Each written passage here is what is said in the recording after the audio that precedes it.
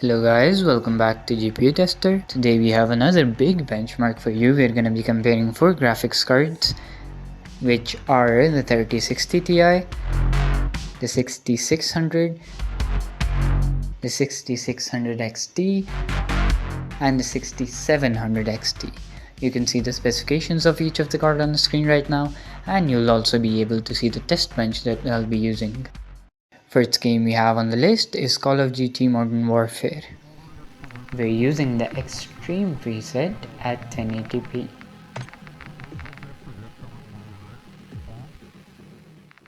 I'll be stating the FPS starting from the left and moving to the right in this order.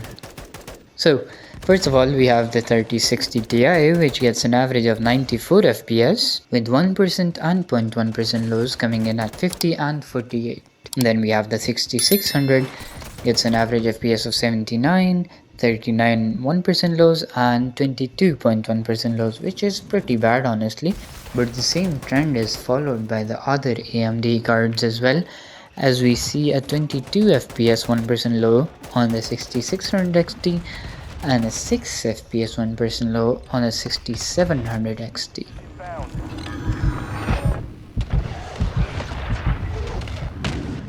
Moving on, we have Counter-Strike 2.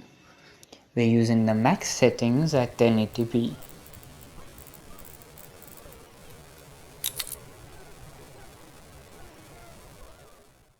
On average, we get 315 starting from the left, then 205, then 237, and then 291. In terms of 1% lows, we have 265, 169, 197, and 241.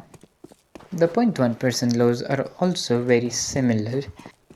That said, all of these cards run the game really well, and you should have an amazing experience if you're playing Counter-Strike on either of these GPUs.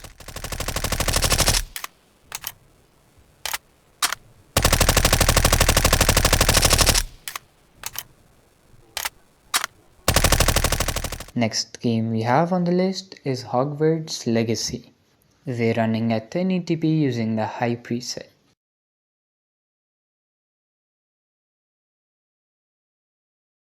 Hogwarts Legacy gets an average FPS of 87, 65, 76 and 84, starting from the left again. The 1% lows of each of these cards except the 6700 XT stays in the 50s range, where the 6700 XT gets a 1% low of 64. Overall, all these cards run the game really well, and playing Hogwarts Legacy is a really good experience on all of these cards.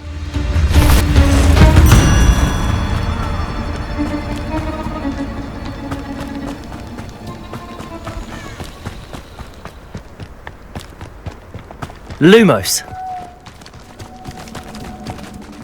Next game on the list is Dying Light. We're going to be playing at 1080p using the high quality preset.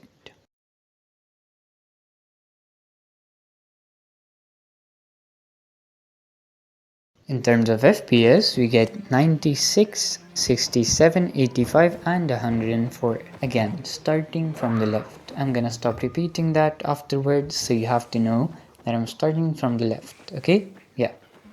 The 1% lows are a little better on the 3060 Ti compared to the 6700 XT, which again is a bit of a surprise, but it is what it is, and let's see if we see this trend continue in the other games.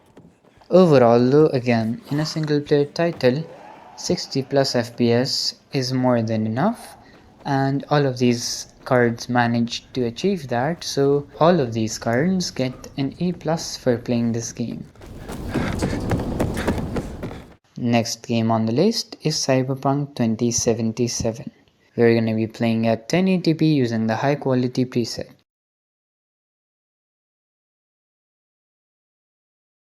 In terms of averages, we get 84, 62, 74 and 86.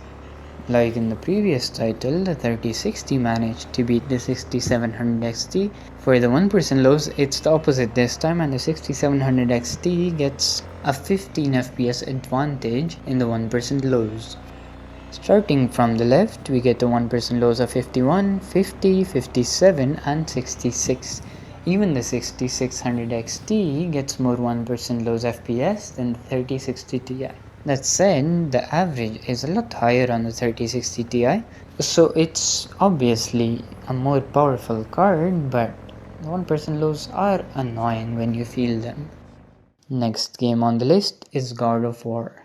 We're going to be playing at 1080p using the ultra quality settings.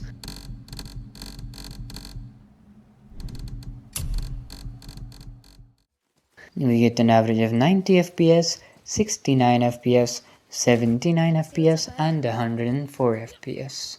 The 1% lows follow the same hierarchy, with the 6700 XT getting the highest 80 FPS 1% lows, followed by the 3060 Ti's 71, followed by the 6600 XT's 64, and then the 6600's 55.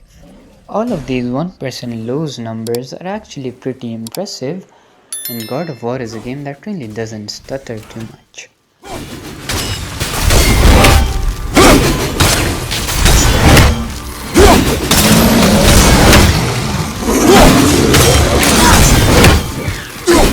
Next game on the list is Spider-Man. We're going to be playing at 1080p using the very high settings.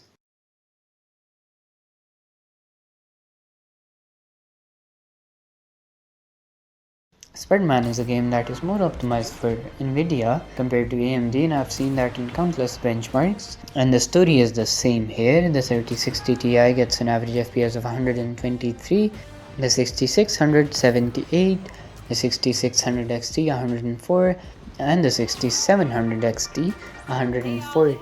The 1% lows also follow the same pattern at 76, 74, 67 and 50. And it is another PlayStation port which generally have good performance. I said generally because The Last of Us Part 1 exists. Okay, back to business. In an attempt to save face, Roxxon's board released all of Krieger's personal... Next game on the list is Uncharted 4. We're going to be playing at 1080p using the ultra quality settings.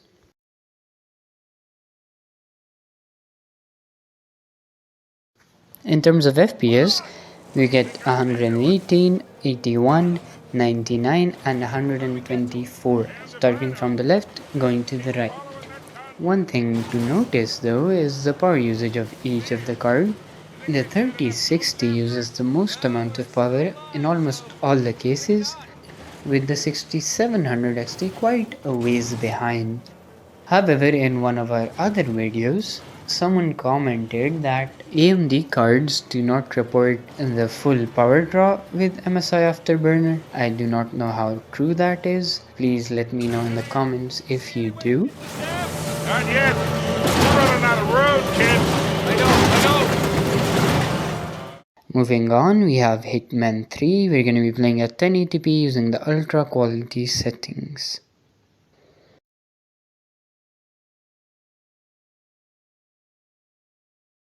In terms of averages, we get 162, 114, 130 and 186. All of these cards get 100 plus FPS, which is very good for a single player title. And although this game doesn't look too good, it's not bad, it does look decent, and the lighting is pretty good, especially in this mission.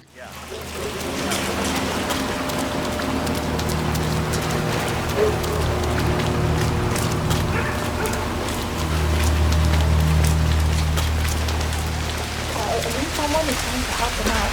There's this building where I've seen them go. I think they're helping. Next game on the list is Red Dead Redemption 2. We're going to be playing at the ultra settings at 1080p.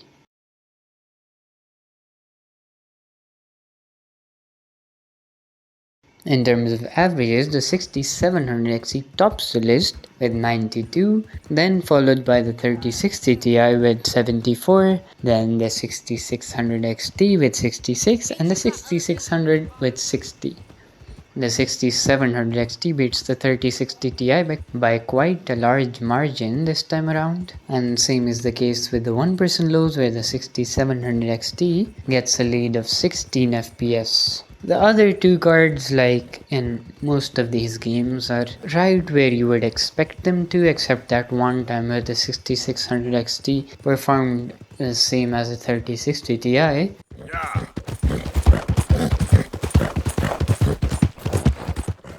Next game on the list is Watch Dogs Legion. This is another game where I expect the AMD cards to perform really well because this game is really well optimized for them. My assumptions are proven true when the 6700 XT gets an average FPS of 111 with the 3060 trailing it by 21 FPS and getting an average of 90 FPS. But what is interesting here is though that the 6600 actually performs better than the 6600 XT. That doesn't make any sense. How could that be? I have no idea why that happened.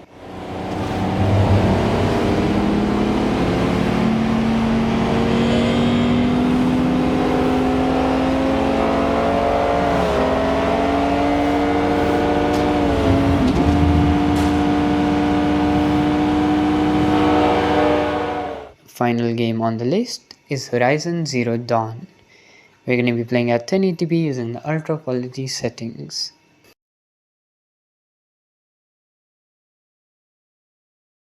In terms of FPS, we get the averages 107, 66, 91 and 111.